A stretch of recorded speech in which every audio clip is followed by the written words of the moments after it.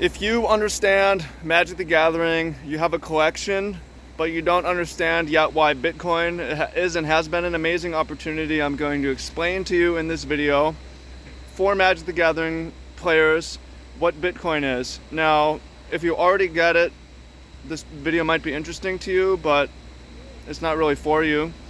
If you made up your mind that you'll never touch it, then this video maybe isn't for you either. This video is for you if you're sort of interested, you don't know, you're wondering if now is a good time, you're wondering if it's too late if you missed the boat. So welcome in, fam. Much love. Trav here. I'm out here in Hawaii. I know it's been a while. I'm not really playing Magic anymore, but figured I would make a video for the Magic players. And my Magic the Gathering and trading and collecting really helped me understand and feel confident about making Bitcoin investments. And I want to just thank a lot of traders in the community and the MTG Finance for sort of preparing us. So fundamentally what it is Bitcoin is reserved list, and cash dollars is like fetch lands and shock lands. So if you care about increasing the value of your collection over time, and why would you want to do that? So you have more security in the future, so you're not going to end up on the streets necessarily, so you can take care of people that you love, so you have more opportunity, more options. It's not wrong to want material wealth or have material wealth. It's liberating in many ways, and security, and can take care of you and other people. So Bitcoin is like reserved list, because with the reserved list, you have a wizard's word. They're not going to print any more. They're not going to print any more legacy duels. They're not going to print any more Black Lotus. And then with Bitcoin, the only thing that you really need to know that's special about it is that it's hard cap supply.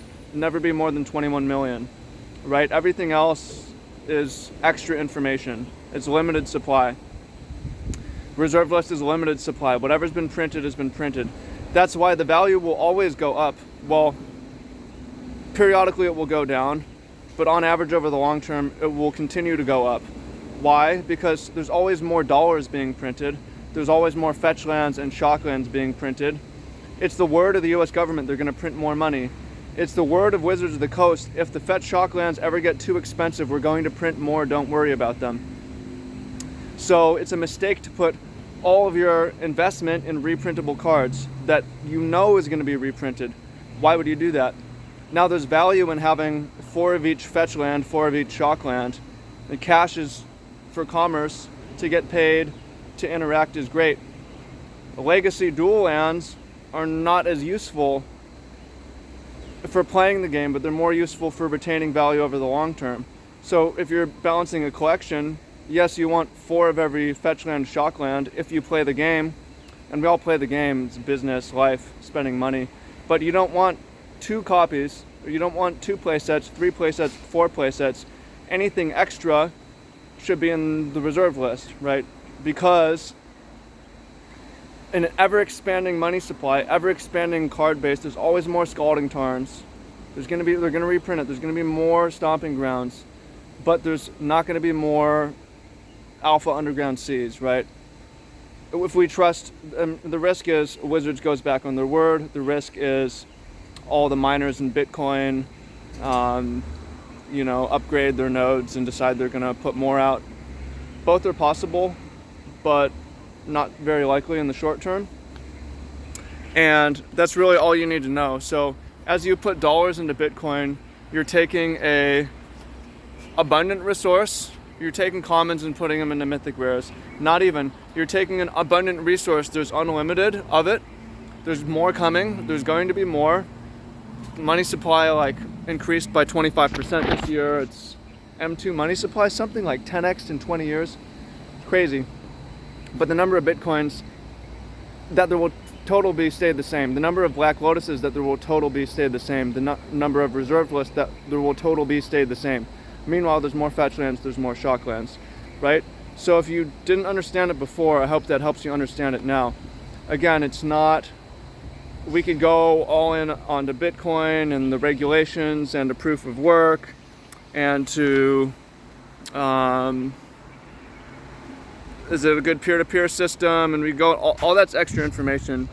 All you need to know is the most interesting thing about it by far is that there's a capped supply. There's only 21 million.